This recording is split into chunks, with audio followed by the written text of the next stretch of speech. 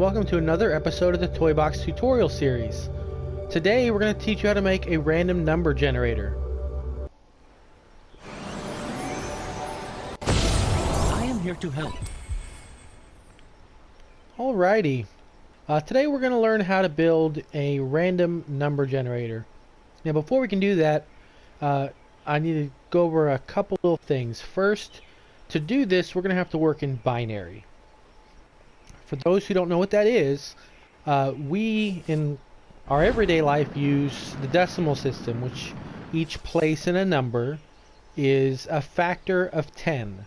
So you have the ones, the Perhaps tens, the would be a hundreds, good time to and the deflate. thousandths place, and so on.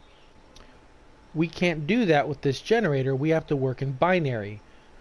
In a binary number, each place is a factor of, so you have the ones place, the twos place, the fours place, the eighths place, and so on.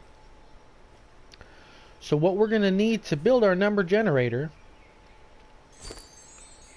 is, of course, the counter. That's going to display whatever number we find, whatever number we get, and we need one set of a logic gate and random number generator for each place of the number that we want to generate. So in this case, this is a number with 4 digits, so that will be the ones place, that will be the twos place, that will be the fours place, and that last one will be the eighths place. And what that means is the largest number that this can generate would be 1 plus 2 plus 4 plus 8, which is 15, and that would be 1 1 1 1.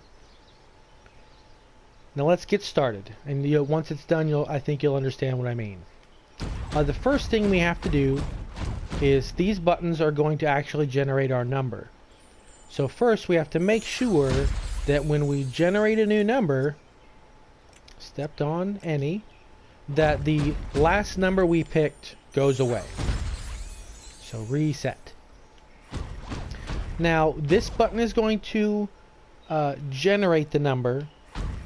This button is going to show us what the number is, and I'll show you what that means in a second. But first we need to set up our actual numbers. In binary, each place can either have a 0 or a 1, and that's it. That's why we use logic gates. That's perfect. It can either be open or closed. So for each place, we're going to set up a random trigger for each door. Open, and random 2 will be closed.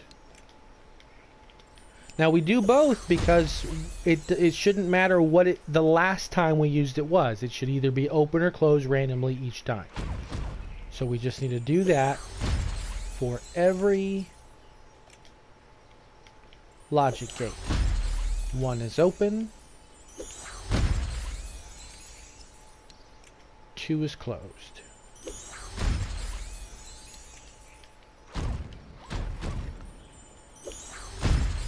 New logic connection, 1 is open,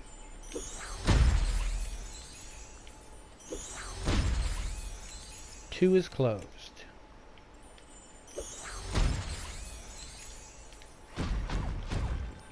New logic connection, 1 is open, 2 is closed.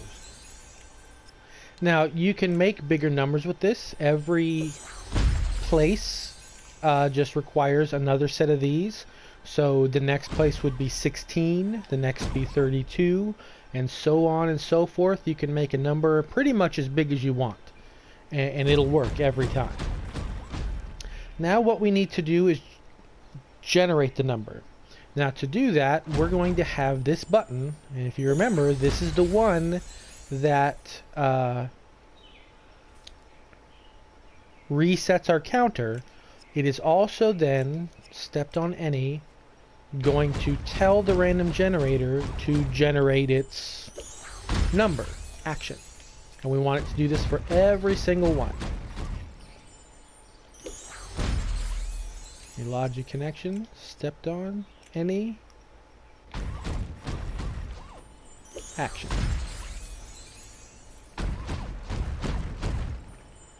New logic connection, stepped on, any,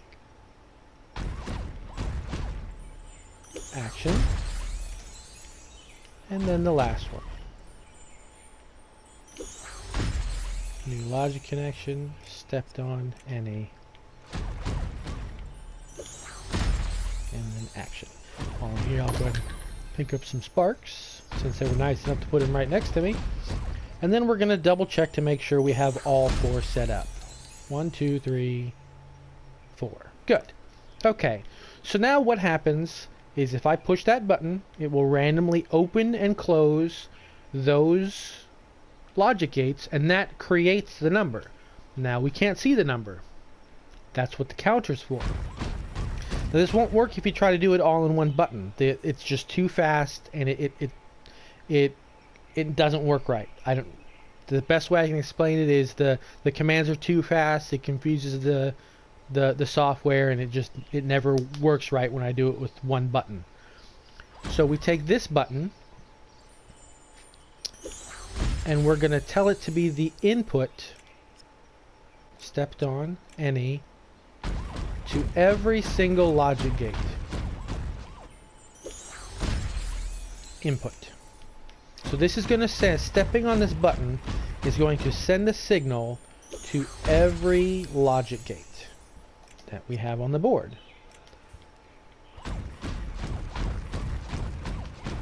And that's going to be very important to how this works. New logic connection, stepped on any. Now I would suggest if you're going to do this in a real toy box, you don't put any, you put player any, because you don't want an enemy or townsperson to accidentally wander onto it and mess with your counter.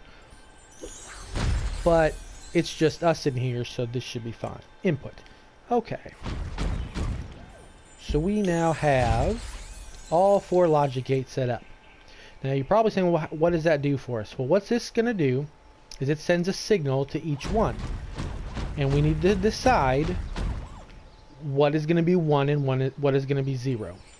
Well, I prefer to say open is 1. So if it's open, or excuse me, that means when it receives a signal, the output will add, will increment the counter by 1. Because that's the 1's place.